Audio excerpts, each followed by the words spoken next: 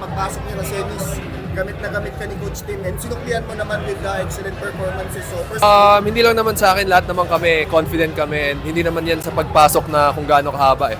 Confidence namin, kinukuha namin sa practice. So, kahit 5 minutes, 2 minutes, all out kaming lahat off the bench. How do you feel now sa story natin na nagkakong ka sa isang team and then almost dito sa Ginebra, you were playing with the Spurs and then eventually now you're playing in the finals?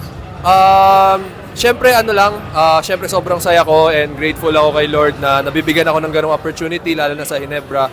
So sana tuloy-tuloy and yun, mag-step up lang ulit ako.